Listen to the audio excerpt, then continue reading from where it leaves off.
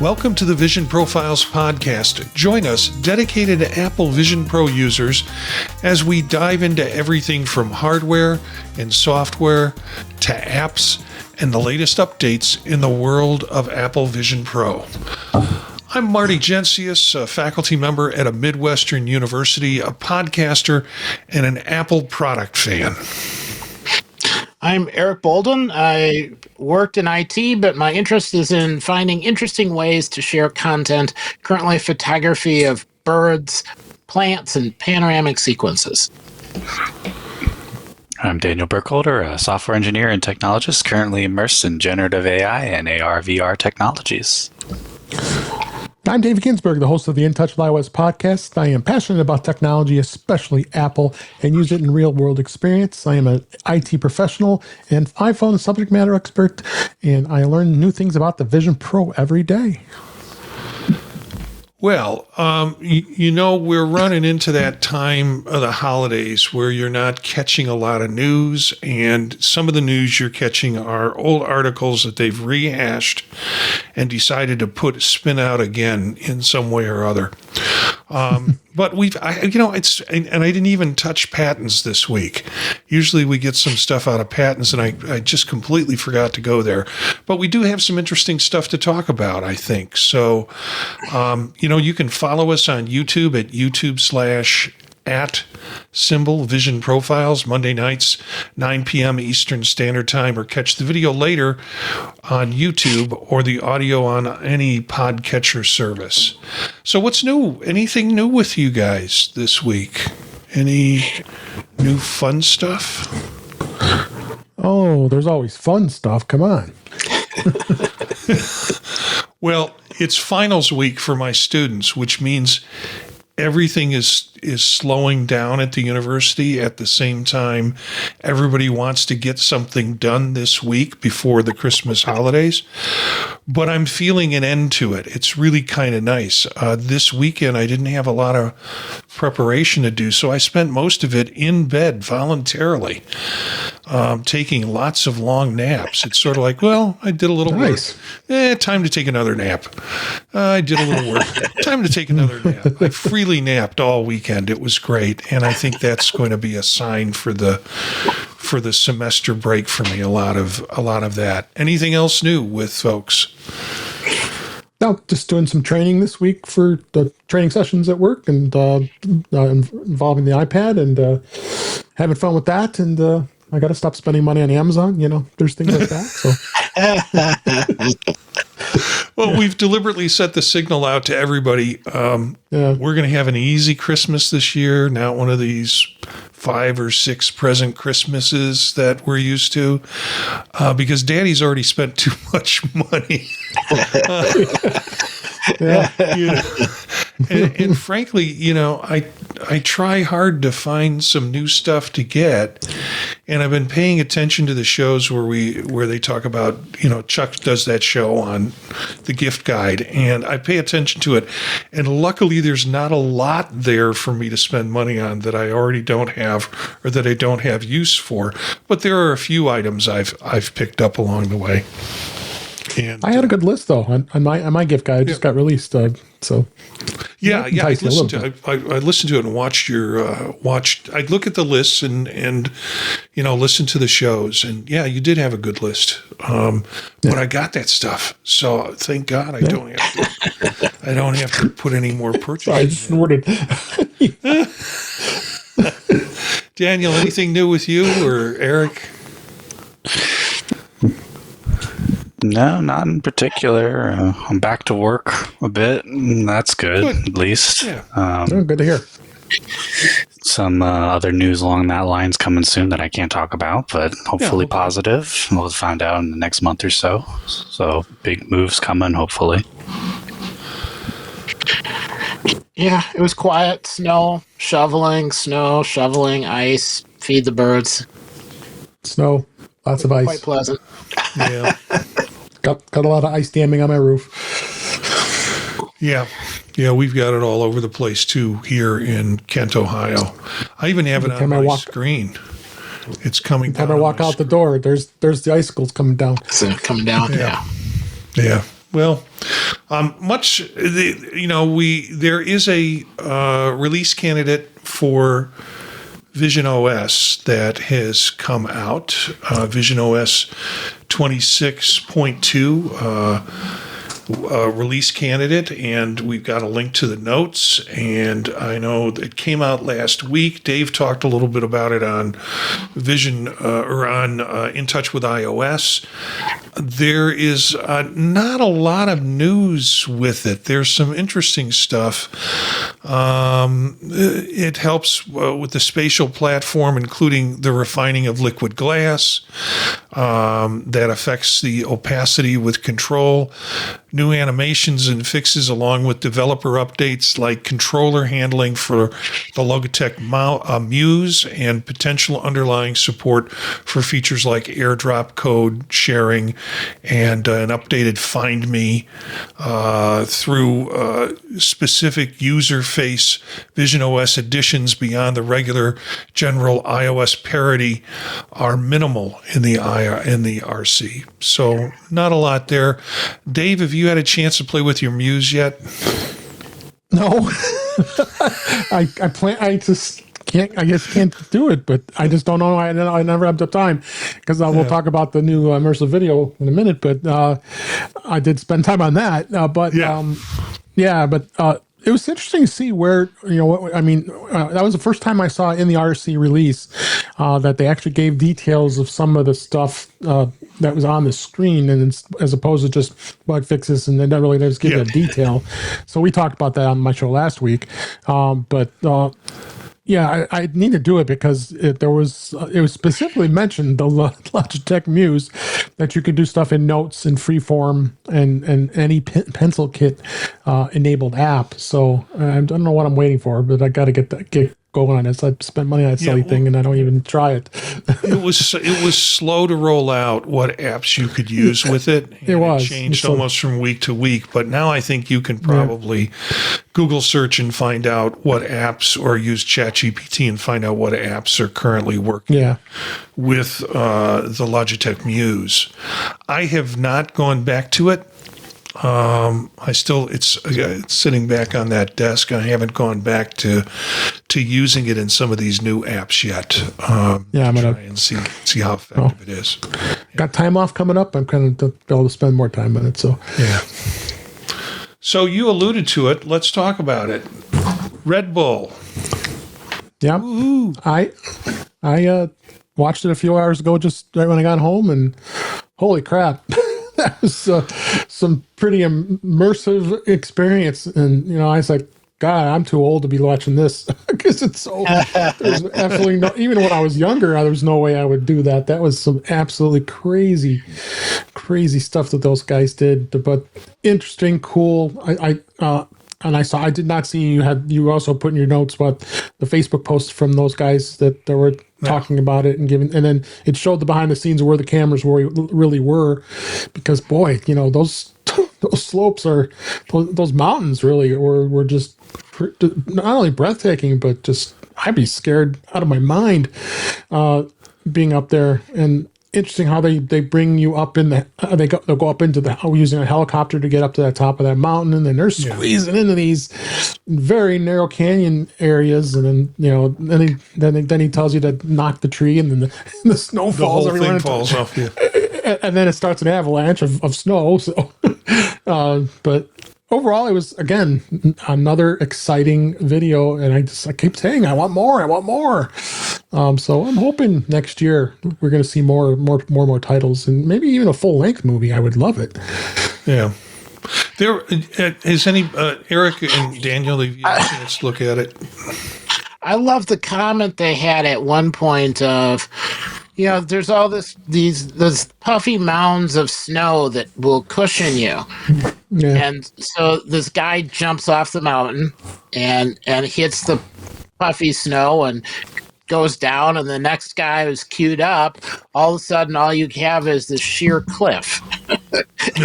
And then there's a little asterisk comment of, and he's going to have to find a different route down because the previous route's just not safe. I wanted to have like crutches and ice packs all ready to go before I watched the rest of that. But it was good. The field of view, except for one scene, the field of view was excellent. Like the camera was close enough that you could look left and right, and there was still more to see. They did an excellent job. They made a point of saying that for each scene they did, they got one and only one chance because they were trying to show skiing through pristine snow, which must have been a pretty big challenge. Well, let's be honest. It was a bunch of guys falling down a mountain with lots of snow on it. But it was pretty spectacular. There were again some scenes that were like too close for me. Even the snow coming into your face was. Yeah. I mean it scared me. I jumped a little when I saw that. Holy cow! But that suspended snow and then everything kind of crashing towards you, that was nicely done. It's being right there and feeling the cold going all down the back of your coat, and Daniel, by your silence, I can tell probably Red Bull has not given you wings yet. No, not yet. I haven't watched it. It's every time I see a new one of these, I want to go. Like, I haven't seen the orangutan video in a while, and I saw a still shot from it. It's like, oh yeah, I want to go back and watch that again. So each one of these, but this one I think was probably one of the better ones that I've seen. At least for me, it was one of the better ones that I've seen. Yeah. In terms of the arrangement. And again, Dave, you mentioned I put the Legs of Steel crew video on the shoot. It is a Facebook page that has it's only like a minute-long video that the guy talks about how the shots were set up and how they were done. So that's part of what we'll find in there. So you might want to take a look at that. For listeners, again, all the links are in the show notes, so you can pick those up and get what we're not showing, what you're not seeing on the video, that the YouTube video, you'll be able to see with the links as you go into it. I put two apps together. These are the winners of the app and game of the year. I don't know if they were my favorite out of the group. Explore POV was considered the app of the year, and then Porta Nubi, the immersive puzzle, was considered the game of the year. So both of those, out of I guess they were a field of three, kind of were the choices, and with the immersive POV or Explore POV. What were the other apps that were part of that? What was that Fishing Maven? Fishing Haven. Yeah, Fishing Haven. That was that an app or a game? I thought that was a game. I guess it was. It's an app, but it's a game. Game, yeah. I mean, you're casting out, and I mean, it really gave. I mean, when you got me onto that, and I hadn't even seen it until a couple weeks ago, and it was pretty well designed with the video and stuff. Yeah, I'm trying to figure out what the other apps of the year were, or try to remember what they were. And now's not the time to think about it, I guess. Yeah. Unless Eric's looking them up. Well, I was trying to find it because there was a glass one that was really good. But it, of course, now I'm trying to find it. It was an arcade, an Apple Arcade one. That was Porta Nuba, wasn't it? The glass one? Give me a moment, I will check. I got my show notes from last week. Let me just look real quick. Let's see. There was, where was it here?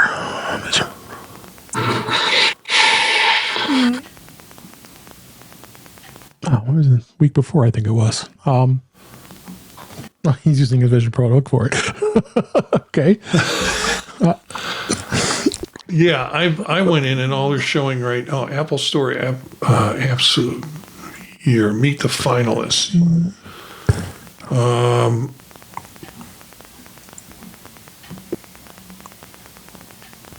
Explore POV, Camo Studio. Oh, yeah, right. One. That's it. And then D-Day was the other. Yeah, the D-Day soldier, yeah. Year.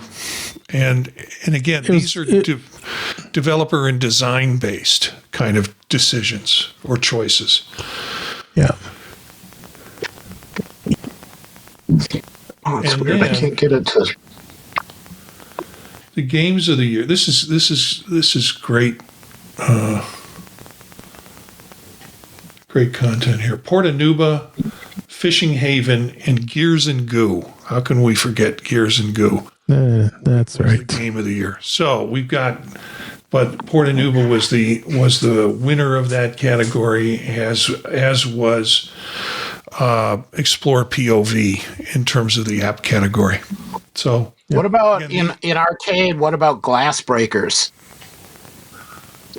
I didn't see that in arcade. Oh, maybe that wasn't a winner, but it's an excellent game. Okay. I guess we'll save it for a future week. I highly recommend it. It was a blast.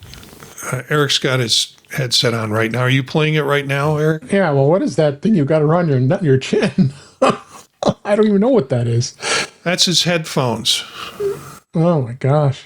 He dropped them down, so he's got a chin strap. Yeah, I'm being extra stylish today. Okay. You were wearing those before you put those on. Hang on, because you can't wear them under your. Yeah, that's true. I couldn't tell what that was at first. Okay. All right, I'm back. I'd like to get your opinion on this article, the next article we have up. More all-black Vision Pro prototype parts surface online. What do y'all make of this? It looks cleaner than the last one we saw. That was kind of a do-it-yourself one. Oh, yeah, where the guy spray painted it or did something like that. No, I think he was just using a dye and dipping, Yeah. but it wasn't super thorough. This one almost looks sprayed, but kind of getting there. Yeah, it seems it. But I mean, this is not anything Apple is going to officially release. This is somebody creating this. Yeah, image shows what seems to be a Vision Pro's left power strap and audio pod with the attached power cable. It seems to be identical to Apple's existing hardware, but uses a dark finish not seen on any production Vision Pro hardware. Kasutami previously claimed that Apple had been testing a thinner and lighter mixed reality headset referred to as internally as Vision Air, featuring a midnight colored exterior and reduced weight, achieved by switching several structural components and the battery enclosure to titanium. I don't know. I'm apt to believe it's real.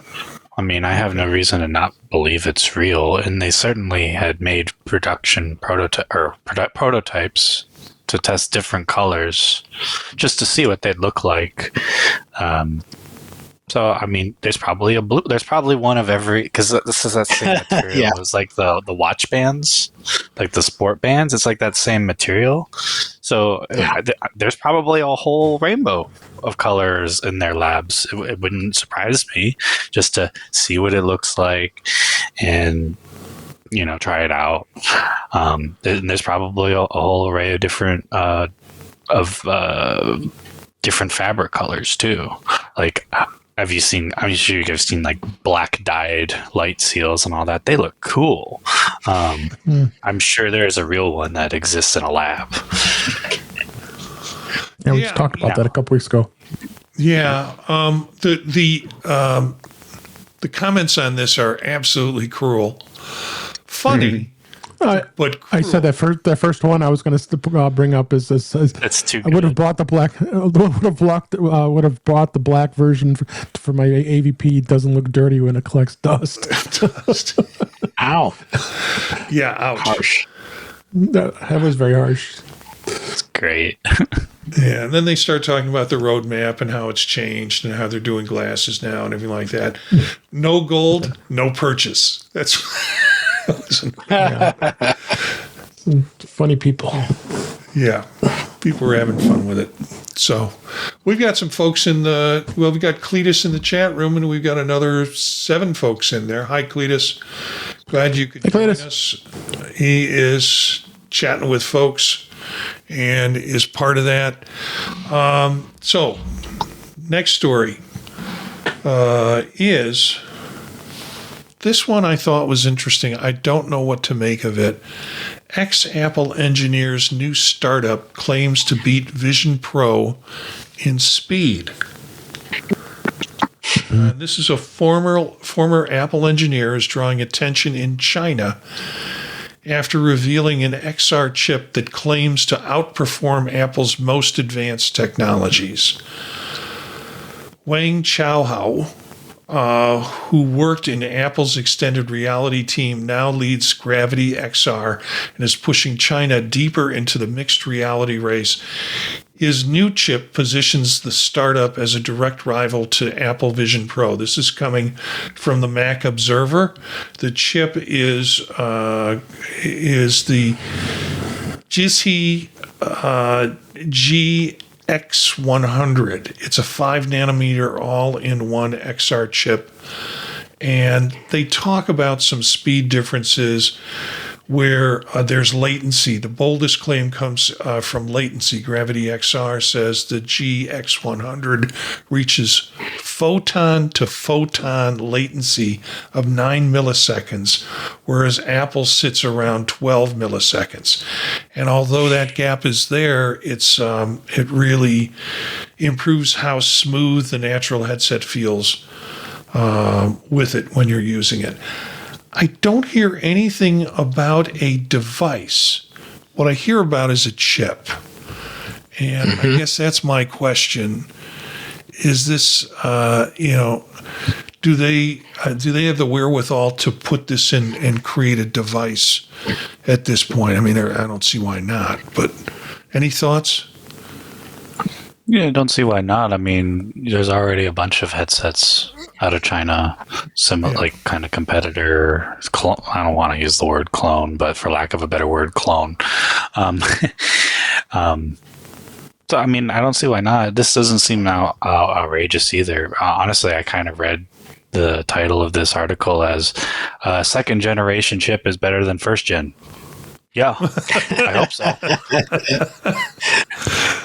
Yeah. It's like, yeah.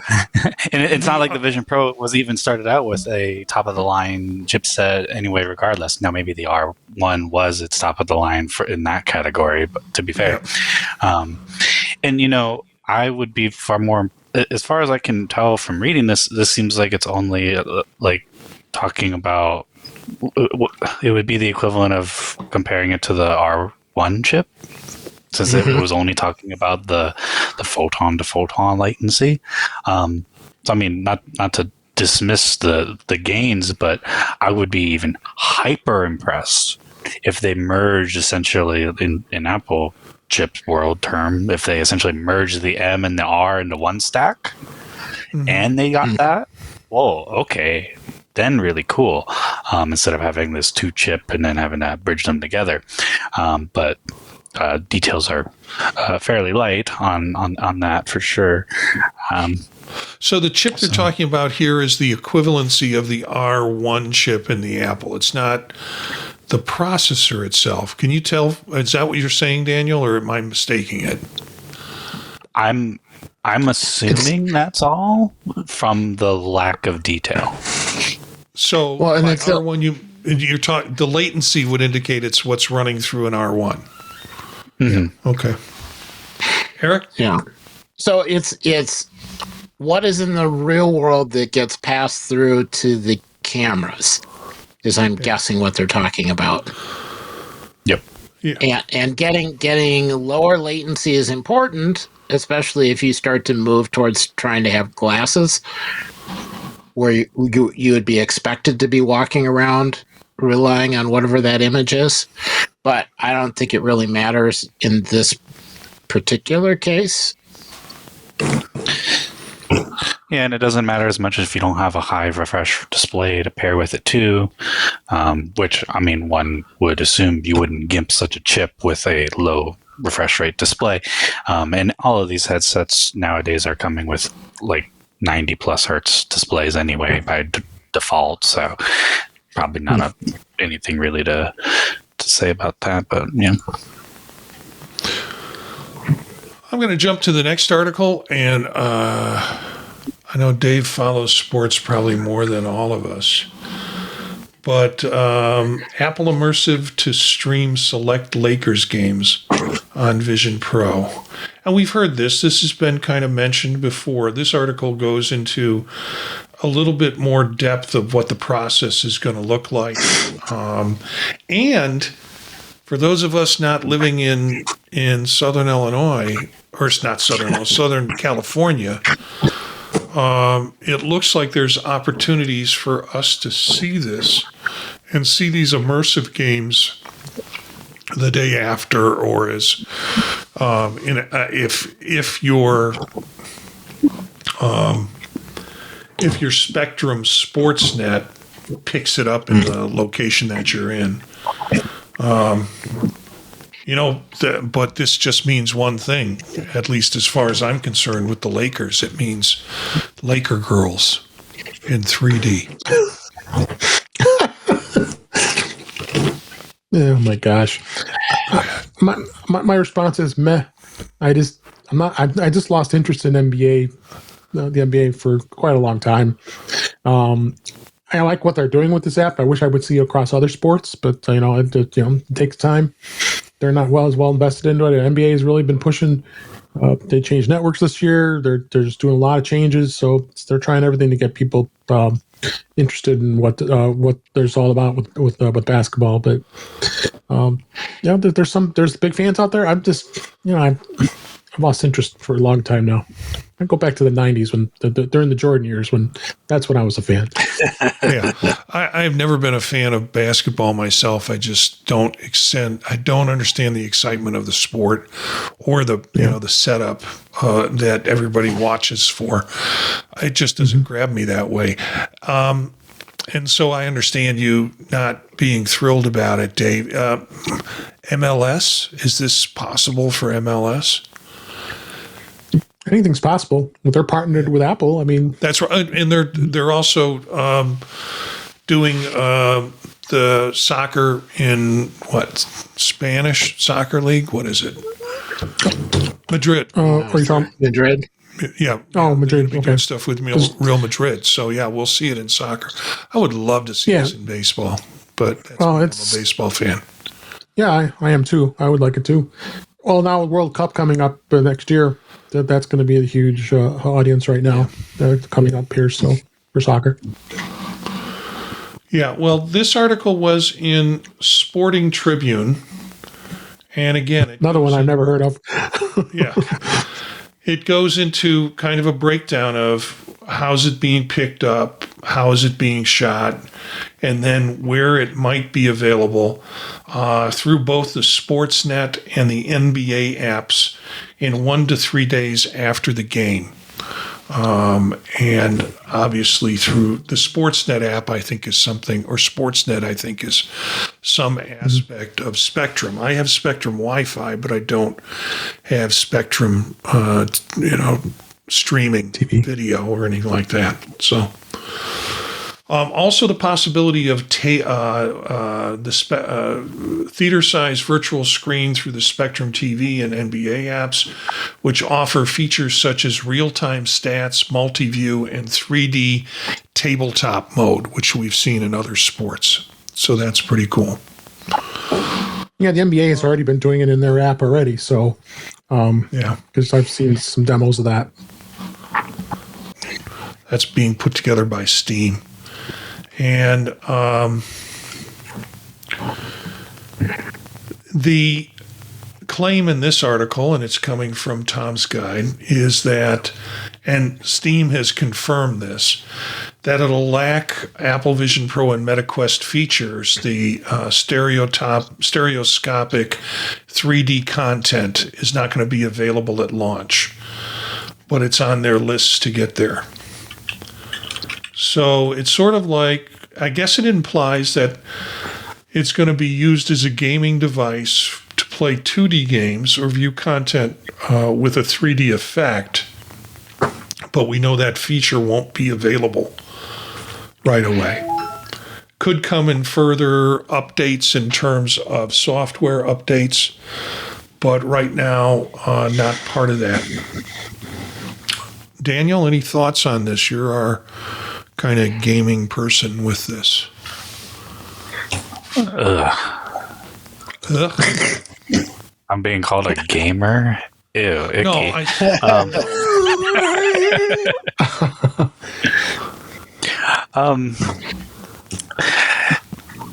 Another thing, sorry, but they also talk about an idea for around stereoscopic 3D conversion or playback is also the idea of the stream frame being able to live convert things into 3D, like a Vision Pro can or a Galaxy XR, from a gaming perspective as well. I'm not surprised that they don't want to have that out of the box because, I mean, they just want to. It's Steam. They do into gaming, and that's not gaming. But I don't know. I don't know. Not much to say, really. Honestly, I feel like they're just being very targeted and just very honest about what they're trying to do first. And so is this going to be like slapping a switch on your head? I mean, like I said a couple of weeks ago, I was like, I think the Vision Pro is like slapping an iPad on your head. Yeah. So, I mean, yeah. I mean, why not? The interesting thing, though, I think the only thing that would be interesting on the Steam frame doing any playback of 3D content, is it going to do it on device or do it streaming, foveated streaming? Either way, it's a viable option. Like maybe if it was a standalone YouTube video or something, they could then render it on device. But then if you're playing, let's say, a big honkin' 3D Blu-ray off your computer, that could probably render it far more conveniently and leave the workload on the machine, your big computer. That'd be a way to handle it too. And if they end up doing that, I see there's like a side angle way that they could start doing live 3D of flat games as well. I would see there's like a similar path there to that, and there's already a lot of third party like you can do a lot of, like, let's say Unreal games. There's a lot of add-ons to make those 3D and VR instead of being flat. So they also have a route to do essentially that, make any game VR if they have that much control. So that'd be really exciting, especially not having to rely on a lot of those plugins are behind. Like, I really wanted to try the Cyberpunk 2077 VR mod. I mean, that just sounds awesome. Like, yeah, I want fight Cyborg VR Ninja and VR, yeah. But I believe I stopped because I believe I had to pay for it, and it was behind like a paywall and a paywall Discord. So, not that I couldn't handle it, but the average person wanting to do stuff like that, no. Yeah. Well, sorry that I insulted you by calling you a gamer, but I think you just proved me right with all the stuff you just said. I'm a car guy, but don't you dare call me a car guy. Next article I was excited about when I saw the title of it. And then when I read the article and, well, actually the abstract to get into it, assessing the feasibility of using Apple Vision Pro while performing medical precision tasks, a controlled user study. I'm like, okay, oh, great. We've got more evidence on how to use it as a medical device. And they also did it with a HoloLens as a comparison, a HoloLens 2. And the big loser in this test was the Vision Pro. It gave people more headaches. It gave people more problems in terms of acuity. So you ask yourself, what was the test? What were they doing? They were stitching up people. I mean, not live people from what I can tell, but they were basically stitching up wounds. And it was harder to do with the Vision Pro headset and more uncomfortable and et cetera, than not having a headset on at all. So not surprised there. And frankly, when they're stitching me up, I don't want them doing it through pass-through on a Vision Pro headset. This came out of PubMed, and so, respected and good research, gets published there. So that's what got me rather, it's Journal of XR Spatial Computing. And, but it was included in PubMed. It was a PubMed link. So I thought, well, this is going to be cool. And, all the wonderful things that we've heard about Vision Pro being used in medical situations for spinal sort of stuff and for GI, lower GI stuff and things like that. And having, the CAT scans and the MRIs up while the surgeon's doing whatever they're doing in the same field of vision. All exciting. And then this one really kind of knocks the wind out of it in terms of, people probably trained in stitching up patients were stitching up cow leather with a headset on. I don't know what they used. I didn't read it as necessarily negative, especially and I think even in their conclusion, I think they weren't necessarily calling it negative, because I remember a lot of those early trials. They were doing things like where they're already operating like through cameras and instruments, whereas in this study, like it's there's no. In real life, you wouldn't use cameras and other extra instruments. And they even mentioned that, like, and it's like if what you're doing is more instrument driven, camera driven. They didn't say that exactly, but camera driven, where there's already all this inherent delay and no necessary value of like full real time, what you're doing because you're doing everything remotely. They even go on to say like in those kind of scenarios, it still would still be considered viable. Now I would like to see the study of doing that, doing a laparoscopic surgery, and then compare that to somebody with Vision Pro or HoloLens, whatever. HoloLens isn't even going to be in the competition. You have like this tiny field of view, and you can't see anything else with like no clarity. But they try they could try a what's it called? We should do a Vision Pro, a Quest, and Quest Pro. There you go. Yeah, but with a Quest, you'd think you were playing a game. I mean, I'm sure there's. I mean, you are playing a game when you're playing with digital tools and doing a laparoscopic. I mean, you're kind of playing a game. Yeah, there were, so the conclusions. In conclusion, AVP was potential for non-time sensitive medical applications or those that emphasize digital elements over real-world interaction. that's where I say it's kind of negative results, because they're talking about real world interaction with this basically suturing stuff that they're doing. Its current usability limitations, particularly increased cognitive load and prolonged task execution time, suggest that further optimizations are necessary before widespread clinical adoption is feasible. So, and it was a little yeah.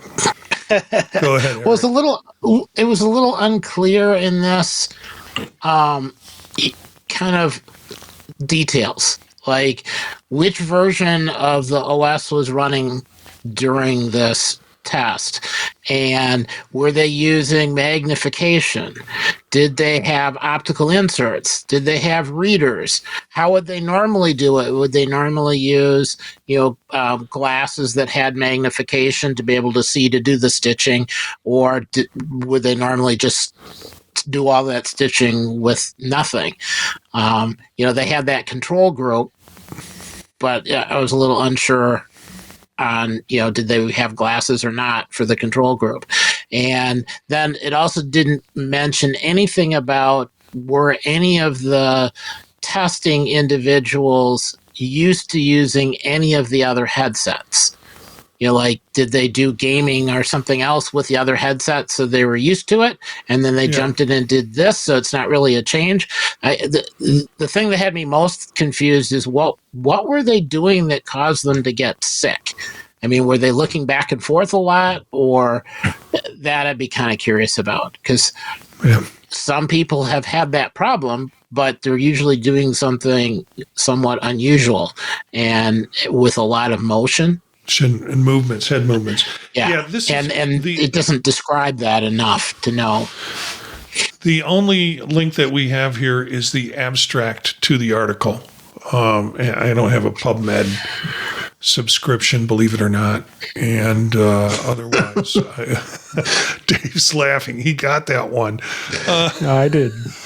But yeah, I mean, all those questions you're asking, I'm not even sure would be answered in the actual article. But it would be fun to see if some of them are there, if they got specific with it. Oh, the full is actually on the side there on full text links if anyone wants to read the whole thing. I just noticed it now too. Text links. Oh God, this is nerdy. I'm out of here.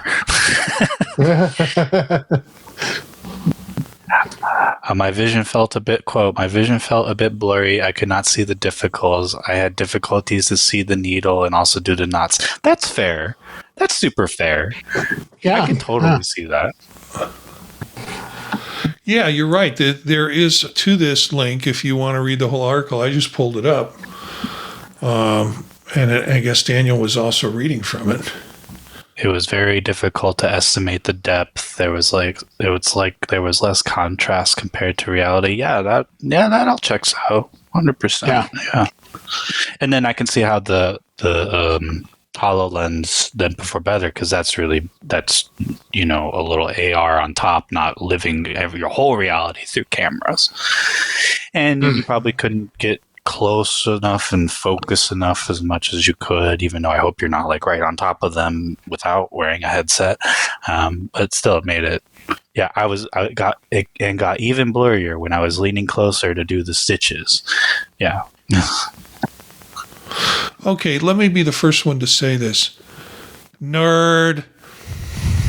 Yeah.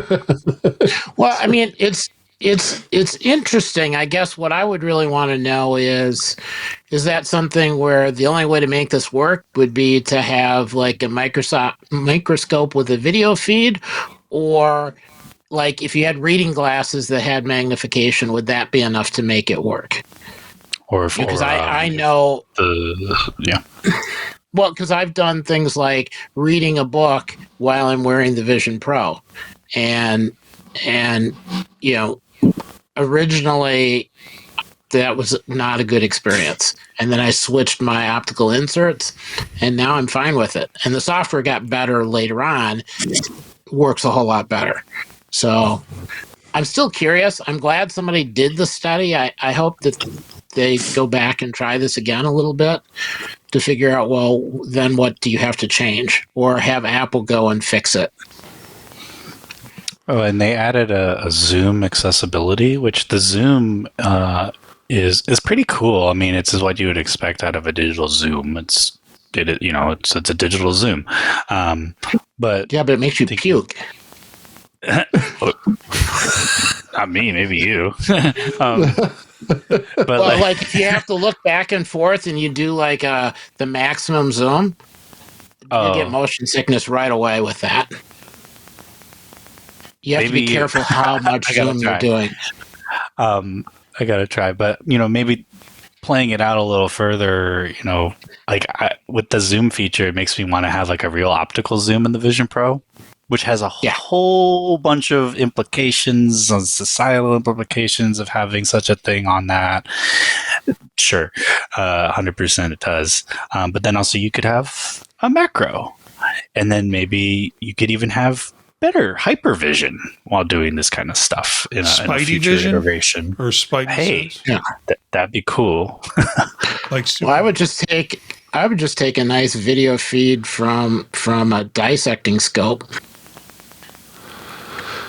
You guys have really taken apart this article. This was going to be like a 3-minute in and out. I was going to say, I kind of want to try this now. And I sort of want to try it with readers too, because if you did your magnification with reader inserts, then instead of just doing the software magnification. That's it. I'm going to design my own experiment where I'm like sewing something. I don't know, and then come up with a study there. We have Statler in the chat room, and he or she's got quite a few comments on. Wait, Marty doesn't have a PubMed account, so the money laundering theory continues. Apple is missing a method. Yeah, he's been on a roll. Yeah, he is. We're assuming it's a he. Would assume so with those names. Yeah, use your finger to find a needle. Geez, it's not that hard. You telling me you don't do surgery when it's a little dark? So some comments in here. Cletus, the problem is nowadays way too many things are easily faked, and that's where scientific process comes in. So nice active chat room tonight. Thank you, chat room. And I'm trying to look to my right here to keep up with them. I put in a series of articles that I actually captured into one group that's about, say you want to do professional recording for Vision Pro.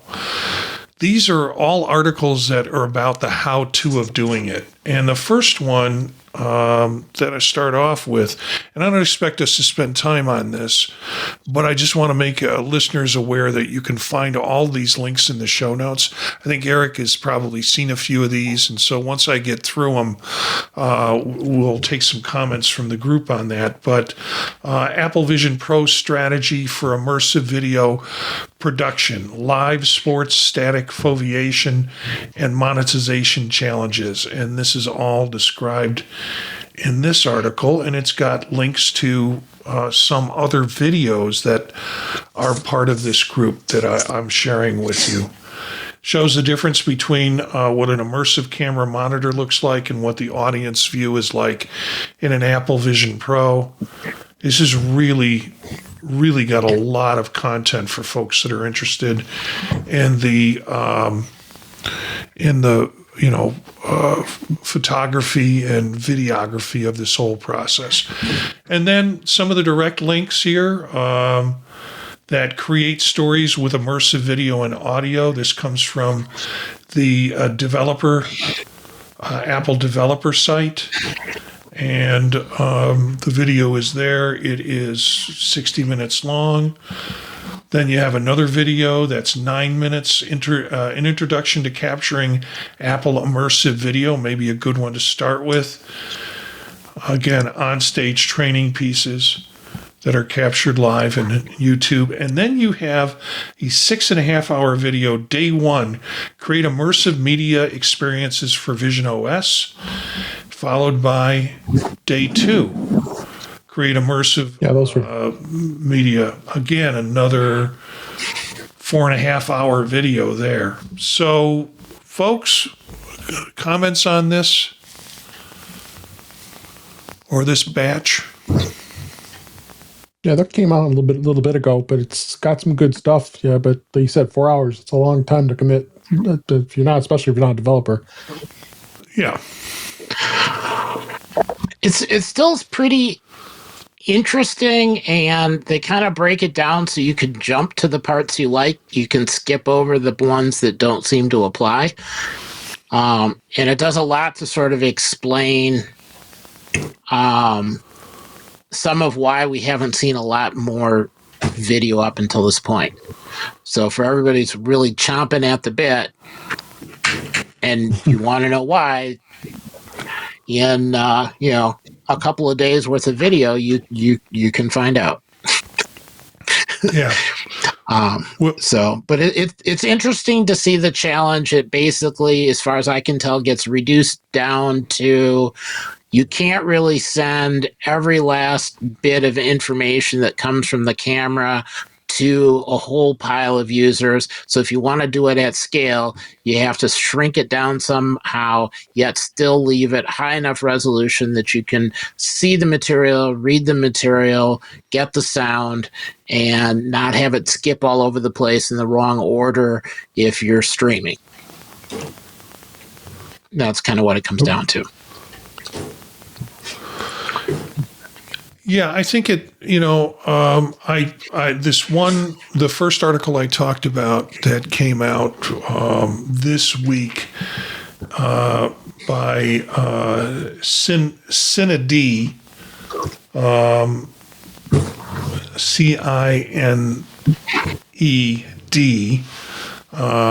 website, kind of connected all the rest of them. And that took me down the rabbit hole to find the rest of these. And so you've got them now, listeners or viewers, you got them now all in one batch that you can spend time with if you want to learn more about the photography aspect of this and the limits with the photography. So a little bit of extra added bundle for you with that. Next article is Vision Pro hidden features and workflows many users haven't discovered yet. This comes out of Apple Magazine. And Daniel said he had some problems being able to find some of this in 26.2. But there are some options in here for various workplace tools, gestures and input options not shown by default. So hand control and pinch sensitivity, double pinch shortcuts, and rest detection. Yeah, please. If somebody finds these and they weren't like hallucinated, I'd love to know. Because if I could assign some little shortcuts to, there's like back tap on the iPhone that are kind of fun to put little shortcuts on. I mean, I'd like some double tap shortcuts, like double pinch shortcuts. Give me like thumb pinky shortcuts. That'd be kind of cool. Yeah. Second article in a similar vein coming from Apple Magazine, hyper-specific Apple Vision Pro use cases emerge among early adopters. And again, has spatial study hubs for dense reading, detailed product design review spaces, photography sorting and curation routines, and things that you can do with these special adaptations or functions in it. So 2 articles, again, paired together from Apple Magazine that talk about some of the hidden jelly beans, or what do you call it, Easter eggs, that are supposedly in the Vision Pro setup and settings for you to do. There are 2 articles I put together and I'm just going to mention them. I don't know if they're worth talking about, but I just love the title of this. Of course, it's Android Authority is where it's coming from. So you've got an understanding of why this was an important article for them. I wish I waited for Galaxy XR instead of going broke on a Vision Pro. Okay. All right. I wish you would have waited too. I don't think this is going to be picked up by Apple Authority, but it is picked up by Android Authority. And the rationale here, better hardware. And what would make you buy an Android XR device? Better hardware and displays, robust app and software support, new form factors like smart glasses. I won't ever buy an Android XR product. There were votes in each one of these. It's built into the article. So let's see what happens if I click on it. Does it give me anything else? Yeah, it gives me the percentages in each one of these. Lower cost was the highest thing. We want it good and we want it cheap. Used. Yep. So that was one article. The other article was Apple Vision Pro M5 review after 30 days of real use. And guess what? The same kinds of concerns that they have with the M5 were the same kinds of concerns that they had with the M2.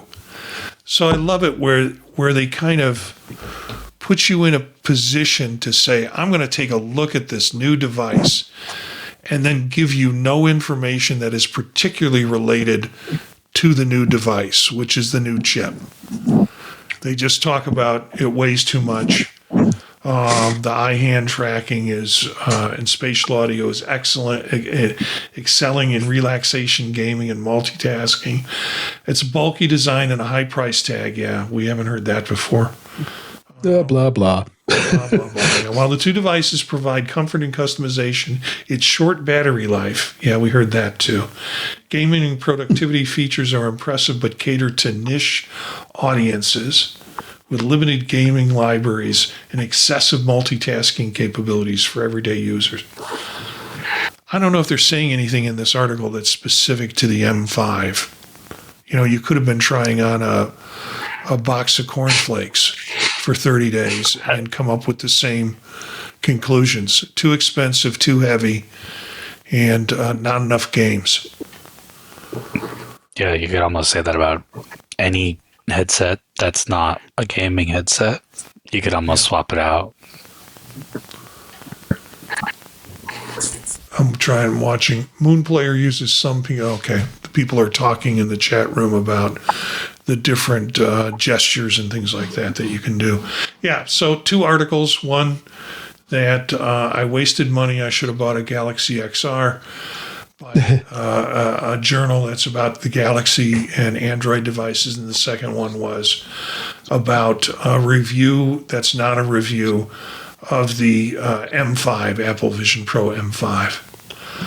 I don't know if you had a chance to take a look at this little video.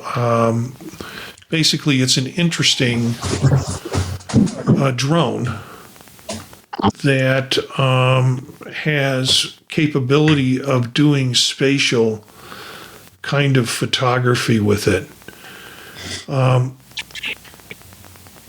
the guy gets a little overly excited and wacky on here about it, but it's pretty good. This 8K 360 drone is not what I expected. Anti-gravity A1 50-minute review on this particular drone device.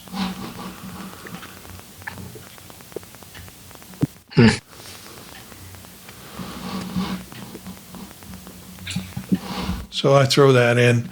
There's a couple of articles in here that you guys threw into our chat, so I might ask you about them. Apple Vision Pro appears in front of House of Commons Select Committee. That came in our text messaging. I don't know, Eric, did you throw that in there?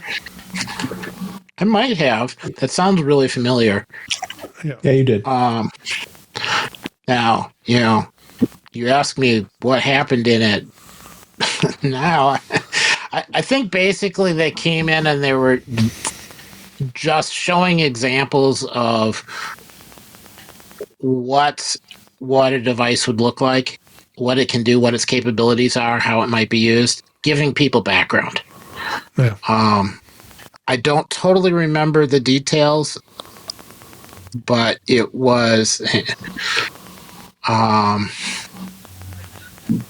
yeah, because it was a really short presentation, like 10 minutes or something, but it was trying to get their technology committee familiar with new stuff. And so that was one of the presentations, which I think it's good. If you got a bunch of people that are trying to do, recommendations, rules, restrictions, encouragements of the new technology, you want to make sure they're exposed to it. And part of it was also a healthcare section where they were going through, and that one was worth watching, kind of going through how you might use it to give people exposure to scenarios of a user who was in a facility being treated but had issues with hearing or issues with seeing. Like you have a resident come in to talk to them for morning medications and an exam, and they took their glasses and set them down out of range of the person. And then the person couldn't see until late afternoon when somebody on a different shift came back and said, "Oh, you need your glasses," and put the glasses back on, and all of a sudden they could see the world again. Yeah. So, that was, to me, that's a really useful case for a headset of some sort to be able to simulate conditions, simulate, vision changes, simulate audio changes. So yeah, it was worth looking at. And it's nice to see somebody is giving a presentation with content to people who are, Yeah, this is the House of Commons in Parliament, England. A couple of Reddit posts that are connected. And so I'm going to ask you not necessarily to delve into the depth of the how-to, but more the meaning what. The first Reddit post is a guide how to watch Netflix in 4K on Safari or Supercut with spatial audio. And someone has worked out the how-tos on setting this up. And for me, it just looks like a lot of work. And the other article is again a Reddit post on. So Netflix has previously said they have no intention to create a native Netflix app to the Vision Pro, but with acquiring Warner Brothers and HBO, they kind of get an app for Vision Pro. So, and then today, I just saw news that Paramount is trying to do a hostile takeover, and they're bidding even more to try and get Warner Brothers, and some discussion about breaking the streaming shows off into a separate company versus the previous content that's been developed in their library into part of the Paramount one. It's a mess out there. I don't know if any of you have any thoughts on, first, where do you think this is going to settle? Is Netflix and HBO a done deal? And then what's the implication for Vision Pro in terms of apps? I think that it is a problem if you get a company buying up all of the content and only giving you a subpar experience to watch the content. If their goal is more protectionist and making you pay for every pixel versus a good user experience with a reasonable native app, that's a big difference. and Netflix has a really poor history when it comes to happy user experience. Yeah. So let's put content behind a bad delivery system. Well, so even if they buy a company that has a decent app, if the app never gets updated ever again, that's not a plus. Yeah. Dave, any thoughts on this? Just the whole Netflix, HBO, and, Well, I think and the app function. Yeah. I think what's going to happen is if the Paramount Skydance gets their way and the hostile takeover, the number was going from 82 million to 108 million. Right. But they would also take the network, because the networks were part of that package with Netflix. All Netflix was taking is Warner Brothers, Discovery, and HBO Max. So it's going to be a bit of a battle, and then you also have to get the president involved because he doesn't think it's a particularly good deal, and it's going to be a while. Yeah, well, the president has to get himself involved. Yes. So the little I read on it was that the networks that they're taking with it, like CNN, Discovery, those are not big revenue generators. They're kind of a drain on the business.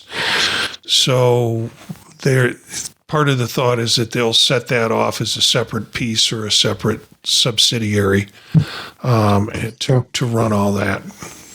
That's what they're going to do with the Netflix deal. But I don't know. Something might change with the Paramount deal, but again, it's hostile, so it's going to take a while. I don't think there's any acquirer that people would be happy about. Yeah. No matter who does it, no one will be happy with whoever acquires it if they're acquired by anyone at all, or the deal's blocked even. And acquisition or the lack of doesn't mean, we will have the good app or not or whatever. So I don't know. Other than that being my opinion on the Netflix thing, otherwise I have no opinion in many ways, other than I think it could always have gone to somebody worse, which is a kind of a stinky situation to be in as far as M&A goes. But yeah. Yeah, well, what it means to me is that nobody will be happy from an industry standpoint, and I don't think users will be any more happy with it because we're either looking at some various bundling versions in terms of what we're going to get from them. So it's like Netflix plus HBO, Netflix without HBO, Netflix, what I really want is HBO and not Netflix, but I can't get that with, it's the whole Disney conundrum when you're trying to figure out what you want and they don't give you, just Hulu and ESPN, please. So, yeah. Statler had a couple of comments. If Apple was buying Warner Brothers, would we all be happy about this? Is it a double standard or a double vision?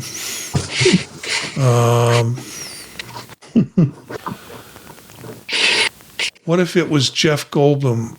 I don't understand that. He's a cool guy. Anyways, I love our chat room. I love having people in and goofing with us while we do the show. Okay, so I think that's it until we get to apps. And I've cut some apps out of what we originally had as part of our choices. Let's do Santa's Village.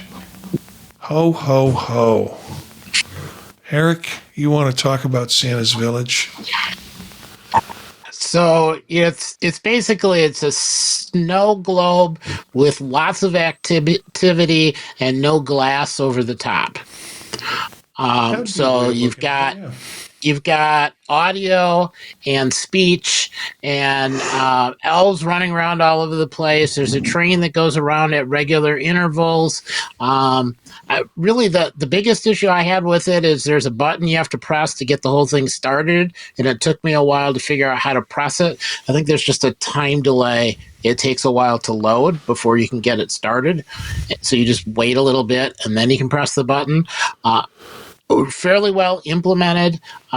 They did a nice job. There's not too much motion. There's a point where it actually rotates the entire island, globe, however you want to think about it, but it does it so slowly. I actually had to look a couple of times to tell that, yes, it really is rotating. If you bend over into the village, you can see more detail. So you can look past the outer buildings, bend over, look down inside, and you can see the reindeer before they get ready to take off and some of the signage on some of the other buildings. And there's activity coming down the mountain fairly early, so when that happens, don't forget to look. The reindeer flight is excellent. It really is well done. I wish there was a button to hit to say, show it to me again. Yeah. I didn't find that. I think if you quit and get back into it, you can do it that way. But yeah, it's what is it, $3? Yeah, you'll laugh, you'll cry, you'll kiss $3 goodbye. But it was worth it, and it was less expensive than going to the store and buying a snow globe.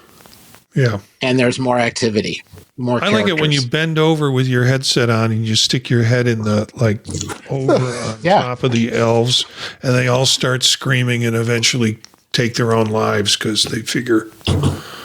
No. You have to pay extra for that. I didn't. I just paid the $3. It was good. Dave or Daniel, did you try this? No. Okay. No. Well, Merry Christmas. And I have to say, I am a fan of snow globes. So, and of music boxes. And it's sort of like a music box snow globe combination. Oh, the only other thing I was going to say is it's worth putting in AirPods because the sound is much better.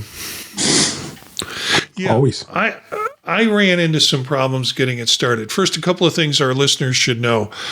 When you suggested this, I went to look for it, and if you put it into the App Store search engine, it comes up, but you can't purchase it, and it won't take you to a place to purchase it. It just describes it. So you still have to search for this in the AVP in order to be able to find it and then purchase it that way. But you can do it from a phone. You can. Because that's how I did it. Oh, okay. I couldn't do it from my Mac. It doesn't work from anything else. Even get a connection to do that. It wouldn't open the App Store to be able to do that. So, yeah. So that's something you should be aware of. I could share it. There's a share button on it, but that was that. Yeah, it was pretty cool. I mean, it was, and it's 360, although behind you is only snow, basically from the point of view, but it was pretty cool. I am not going to do that one either. We're getting late. Yeah, well, we're getting late, and can save it. This one we've already done. Let's do posters, okay? This will be our second one. Posters I can speak to. It is sort of a second version of it that's come out recently, or a new version of it. And it is pretty cool. You use the widget app once you load posters. And I think it has 3 pricings. Let me see what it says in terms of pricings on this. Doesn't it have pricing listed? Yeah, in-app purchases. You can pay $4 for a year, or you can pay $10 for lifetime. And what you do, this is meant to put current movie posters or media posters up on the wall. And you can put as many as you like. And what you choose from, you once you get into the app, you open up your widgets from the app, and it will populate widgets with various possibilities of the top number one poster, then the number two poster, and it's sort of what people are selecting in terms of posters, and that changes. It gets refreshed every hour or so. So you can put the number one poster up on your wall, and it retains its place as a widget, because I shut the AVP off, turn it back on. I'm sitting in my room, and those posters are still up in my wall, so it has nice retention. And when it happens to be Stranger Things was the number one poster that was in the group, when that changes out of a number one position, another one will go into whatever the new number one is in that, in terms of it. You can click on the poster, it takes and gives you more information of it. So there's more information about the show, there's links to trailers and stuff like that. Or you can click on it and get sort of the spatial kind of view of the poster, like we've seen with pictures looking out windows. So kind of nice. Well worth the price. I went ahead and laid down the $10 for it for the lifetime.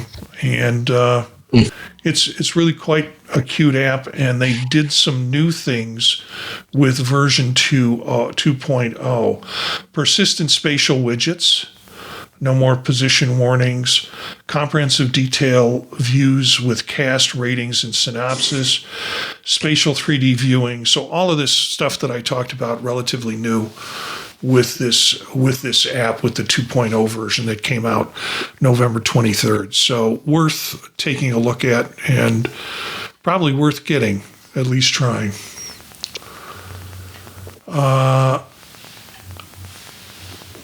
And Statler wants to know if he's going to die soon, can I get half off the lifetime price? Yeah.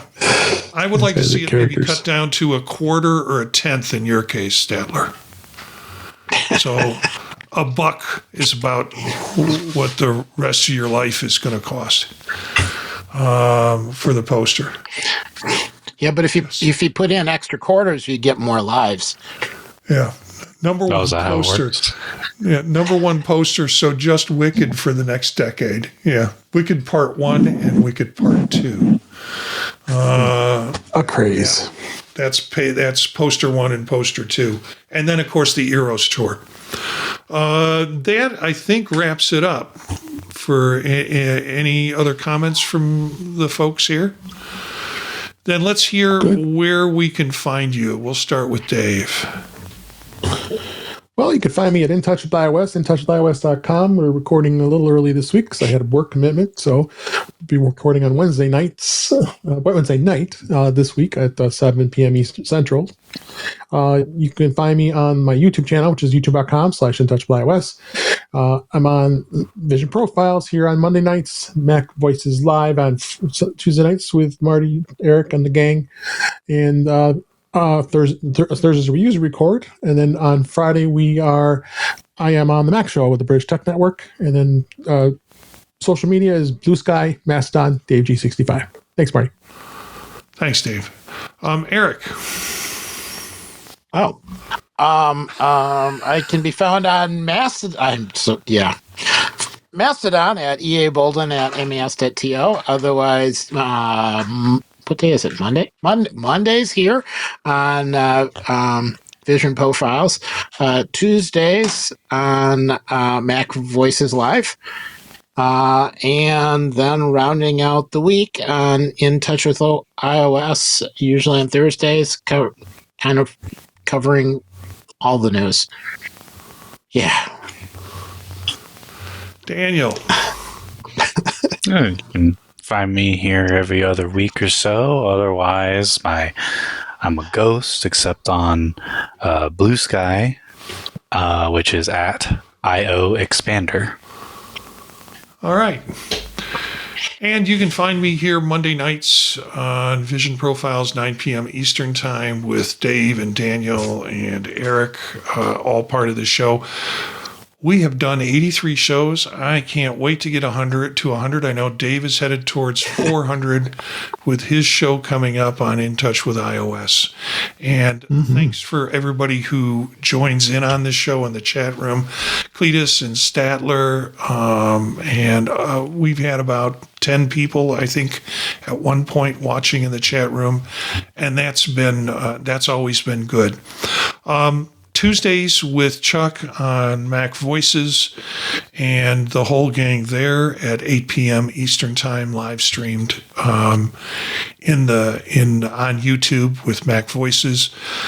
And then Thursdays with Dave on In Touch with iOS. Friday mornings with the Mac Show on the British Tech Network. I got a bunch of shows I'm doing today. I just came out with another episode of Fade to Chat, Golden Age Cinema. We did Bringing Up Baby with Katharine Hepburn and Cary Grant in that film. Next time we're doing, you guys might know this one, we're going to a little end of it, How to Murder Your Wife with Jack Lemmon. So that'll be our next episode with the Gloppita Machine and Terry Thomas and Vernalisa.